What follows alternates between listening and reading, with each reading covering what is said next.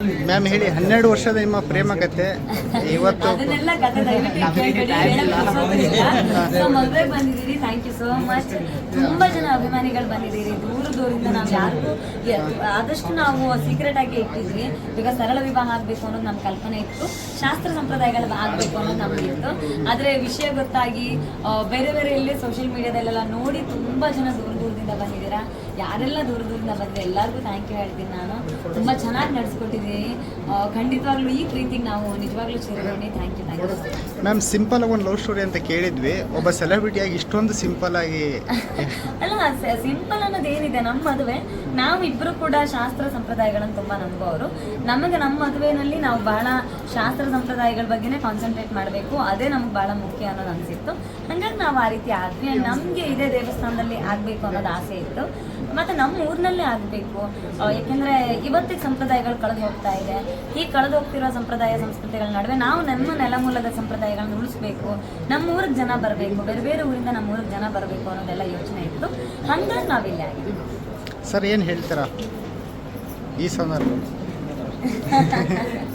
ಎಷ್ಟು ಖುಷಿಯಾಗಿದ್ದೀರಾ ಇವಾಗ? Thank you sir. ಮ್ಯಾಮ್ ಹೇಳಿ, 12 ವರ್ಷದ ನಿಮ್ಮ ಪ್ರೇಮ ಕತೆ ಇವತ್ತು ಅದನ್ನೆಲ್ಲ ಕತೆ ದಯವಿಟ್ಟು ಕೇಳ್ಬೇಡಿ, ಹೇಳಕ್ ಅನ್ಸೋದಿಲ್ಲ. ಸೊ ಮದುವೆ ಬಂದಿದ್ದೀರಿ, ಥ್ಯಾಂಕ್ ಯು ಸೋ ಮಚ್. ತುಂಬಾ ಜನ ಅಭಿಮಾನಿಗಳು ಬಂದಿದ್ದೀರಿ ದೂರದಿಂದ. ನಾವು ಯಾರಿಗೂ ಆದಷ್ಟು ನಾವು ಸೀಕ್ರೆಟ್ ಆಗಿ ಇಟ್ಟಿದ್ವಿ. ಈಗ ಸರಳ ವಿವಾಹ ಆಗ್ಬೇಕು ಅನ್ನೋದು ನಮ್ಮ ಕಲ್ಪನೆ ಇತ್ತು, ಶಾಸ್ತ್ರ ಸಂಪ್ರದಾಯಗಳು ಆಗ್ಬೇಕು ಅನ್ನೋದು ನಮ್ಗೆ ಇತ್ತು. ಆದ್ರೆ ವಿಷಯ ಗೊತ್ತಾಗಿ ಬೇರೆ ಬೇರೆ ಇಲ್ಲಿ ಸೋಷಿಯಲ್ ಮೀಡಿಯಾದಲ್ಲೆಲ್ಲ ನೋಡಿ ತುಂಬಾ ಜನ ದೂರದಿಂದ ಬಂದಿದ್ದೀರಾ. ಯಾರೆಲ್ಲ ದೂರದಿಂದ ಬಂದ್ರೆ ಎಲ್ಲರಿಗೂ ಥ್ಯಾಂಕ್ ಯು ಹೇಳ್ತೀನಿ. ನಾನು ತುಂಬಾ ಚೆನ್ನಾಗಿ ನಡೆಸ್ಕೊಟ್ಟಿದ್ದೀನಿ. ಖಂಡಿತವಾಗ್ಲೂ ಈ ಪ್ರೀತಿಗೆ ನಾವು ನಿಜವಾಗ್ಲೂ ಚಿರಋಣಿ. Thank you. ಮ್ಯಾಮ್, ಸಿಂಪಲ್ ಆಗಿ ಒಂದು ಲವ್ ಸ್ಟೋರಿ ಅಂತ ಕೇಳಿದ್ವಿ. ಒಬ್ಬ ಸೆಲೆಬ್ರಿಟಿಯಾಗಿ ಇಷ್ಟೊಂದು ಸಿಂಪಲ್ ಆಗಿ ಅಲ್ಲ, ಸಿಂಪಲ್ ಅನ್ನೋದು ಏನಿದೆ, ನಮ್ಮ ಮದುವೆ ನಾವು ಇಬ್ರು ಕೂಡ ಶಾಸ್ತ್ರ ಸಂಪ್ರದಾಯಗಳನ್ನು ತುಂಬಾ ನಂಬೋರು. ನಮಗೆ ನಮ್ಮ ಮದುವೆನಲ್ಲಿ ನಾವು ಬಹಳ ಶಾಸ್ತ್ರ ಸಂಪ್ರದಾಯಗಳ ಬಗ್ಗೆನೇ ಕಾನ್ಸಂಟ್ರೇಟ್ ಮಾಡಬೇಕು, ಅದೇ ನಮ್ಗೆ ಬಹಳ ಮುಖ್ಯ ಅನ್ನೋದು ಅನಿಸಿತ್ತು. ಹಂಗಾಗಿ ನಾವು ಆ ರೀತಿ ಆದ್ವಿ. ನಮಗೆ ಇದೇ ದೇವಸ್ಥಾನದಲ್ಲಿ ಆಗ್ಬೇಕು ಅನ್ನೋದು ಆಸೆ ಇತ್ತು, ಮತ್ತೆ ನಮ್ಮ ಊರಿನಲ್ಲೇ ಆಗಬೇಕು. ಯಾಕೆಂದ್ರೆ ಇವತ್ತಿಗೆ ಸಂಪ್ರದಾಯಗಳು ಕಳೆದು ಹೋಗ್ತಾ ಇದೆ. ಈ ಕಳೆದು ಹೋಗ್ತಿರೋ ಸಂಪ್ರದಾಯ ಸಂಸ್ಕೃತಿಗಳ ನಡುವೆ ನಾವು ನಮ್ಮ ನೆಲಮೂಲದ ಸಂಪ್ರದಾಯಗಳನ್ನ ಉಳಿಸ್ಬೇಕು, ನಮ್ಮ ಊರಿಗೆ ಜನ ಬರಬೇಕು, ಬೇರೆ ಬೇರೆ ಊರಿಂದ ನಮ್ಮ ಊರಿಗೆ ಜನ ಬರಬೇಕು ಅನ್ನೋದೆಲ್ಲ ಯೋಚನೆ ಇತ್ತು.